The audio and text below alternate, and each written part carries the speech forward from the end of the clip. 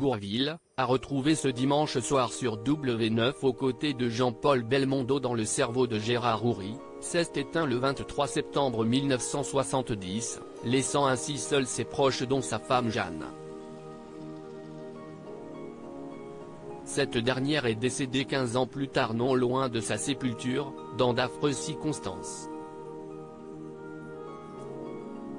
Bourvil, qui donne la réplique à Jean-Paul Belmondo dans Le cerveau de Gérard Houry diffusé ce dimanche 2 juillet à 21h05 sur W9, était marié à Jeanne Le Fric. Il s'était dit oui le 23 janvier 1943. C'est à l'âge de 19 ans que le futur acolyte de Louis de Funès, alors joueur d'harmonica, d'accordéon et de cornet à piston dans la fanfare de Fontaine-le-Dain, en Seine-Maritime, tombe sous le charme de celle qui est à l'époque la fille d'un contremaître à la sucrerie du village. Le couple accueille deux fils, Dominique, né en 1950, et Philippe, en 1953.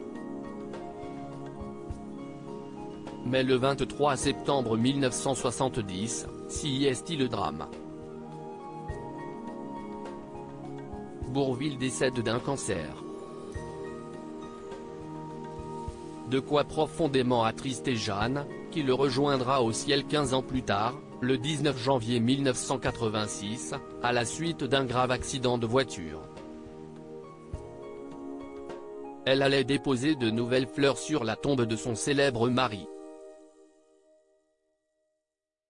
Aujourd'hui, les deux époux reposent côte à côte dans le même caveau.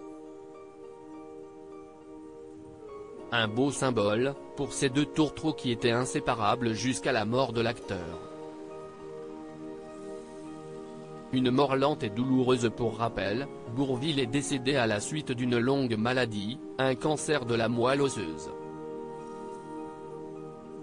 Il s'était initialement fait ausculter pour de vives douleurs qu'il pensait être des séquelles de l'accident survenu sur le tournage des Cracks d'Alex Joffé durant l'été 1967. Il a dans un premier temps tué sa maladie, de peur que les assureurs ne soutiennent plus ses films. Il a ainsi tourné de nombreux films malgré la douleur et l'épuisement, jouant notamment un personnage au crâne rasé dans L'étalon du regretté Jean-Pierre Mocky en 1969 dans le but de dissimuler un des célèbres effets secondaires de la chimiothérapie, la perte des cheveux. Mais ses proches finissent rapidement par se rendre compte de ses graves problèmes de santé. Notamment lorsqu'il chute lors d'un tournage en avril 1970, heurtant alors un portant avant de tomber sur le dos, pousser un cri et s'évanouir. En septembre, après avoir été assisté par sa femme Jeanne et son habilleuse depuis toujours sur les tournages Animaux Rolt, il décède chez lui, boulevard Suchet à Paris, aux côtés de ses fils.